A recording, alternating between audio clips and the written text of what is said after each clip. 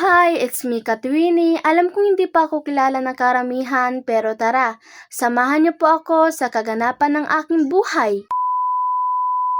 Madaling araw na nga pala kami nagising mga alas 4 ng umaga dahil nga ay ngayon yung enrollment ng GNC, kaya sa mga oras na yan ay papunta na nga pala kami ng school. Dala na namin dyan yung mga kailangan namin sa pag-enroll. Kasama nga pala namin dyan yung aming tita kasi nga siya yung mag-a-assist sa amin sa pagpa-enroll sa GNC. At kung napapansin nyo nga pala mga Katwini na ngayon lang ako nakapag-upload ng vlog ko, paano ba naman wala talaga akong time para makapag-voice over at lagi pa nga talaga ditong umuulan. Sa mga oras na nga na yan ay papunta na nga pala kami sa terminal kung saan doon kami sasakay ng jeep papunta sa Guagua. Nakalipas ang isang oras ay nakarating na nga pala kami dito. Yes po, 1 hour yung biyahe namin papunta dito sa Guagua kasi nga malayo talaga to, kaya dalawang jeep talaga yung aming sinakyan papunta dito. Pagkatapos namin magpa-Xerox mga Katwini ay dumiretso na nga pala kami dito, pero bago kami pumasok ay naglag na muna kami. Medyo nalulungkot din ako sa mga oras na to dahil hindi kami nakapasok sa Dream University ko na para bang maiiyak ako sa voice over na to.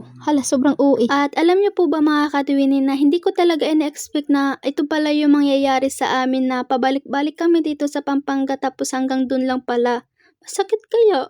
Pero ganun pa man mga Katwini ay nagpapasalamat pa din ako sa Panginoon kasi binigyan niya kami ng tiwala at pag-asa. Sa gitna ng pagod at mga alalahanin at kawalan ng pag-asa ay binigyan niya pa kami ng pagkakataon, at dahil sa biyaya niya ay nakahanap kami ng magandang school at tunay na nakalaan talaga para sa amin. Kaya sobrang thankful talaga ako sa Panginoon at sa family ko na hindi kami sinukuan. Sa mga nangangarap dyan, kung ano man yung pinapangarap nyo na hindi natupad, wag po kayong mawalan ng pag-asa kasi ang Diyos ay gumagawa ng magandang plano na para sa atin at ikakabuti din. Keep praying lang and always trust in God. O diba, yung mukha ko dyan sobrang excited ang pumasok. Hala, hindi talaga ganun kasi sa totoo lang talaga mga Katwini ay kinakabahan talaga akong pumasok. Kung kinakabahan ako noon sa high school, mas lalo ngayon kasi college na talaga. Hindi ko talaga mai-imagine yung sarili ko na magka-college. Maya-maya nga lang ay pumila na nga pala kami at grabe, sobrang dami ng mga tao, at alam nyo po ba na nandito talaga kami sa pinakahuli. Kahit alas 4 kaming umalis ng bahay pero late pa din talaga. Hindi ko na nabidyohan ha, pero may lumapit nga pala dito sa amin na babae at nakipagpalit nga pala siya ng number sa amin. Hindi ko po alam kung bakit siya nakipagpalit sa amin, pero I think may mga kulang siya ng mga requirements para sa pagpa-enroll, kaya ayun, balik na naman siya sa pinakahuli. Ako yung nauna sa pagpa-enroll sa kambal ko dahil nagpaubaya muna siya sa akin, kaya thank you dahil nauna ako. Hala, hindi. Grabe, nakakagutom na sa mga oras na to kaya nag-inasal na muna kami, kaso punong-puno talaga yung inasal kaya nag-showking na lang talaga kami. Sabi ko nga dyan kay tita ay magmamakdo na nga lang kami, kaso nakita namin yung makdo ay puno din kaya wala na talaga akong magawa dito. Karamihan din kasing kumain sa inasal at makdo ay mga students din na nagpa-enroll. Sumabay na nga lang pala yung kambal ko dito kasi malayo pa naman siya, at saka binigyan naman kami ng number para hindi kami malito sa pilahan. Hindi na ako nakapag-video ng buong kaganapan dito mga Katwini, kaya isasabi ko na lang sa inyo na before sana kami uuwi dito ay maghahanap na muna kami ng boarding house. At dahil sa sobrang pagod din namin at konti na lang yung time namin ay umuwi na nga lang talaga kami. Grabe naman kasi yung mga naranasan namin dito mga Katwini dahil ilang beses talaga kami pabalik-balik sa building. Tapos nagtanong-tanong din kami doon mga Katwini kung nasa yung clinic, yung Windows 7,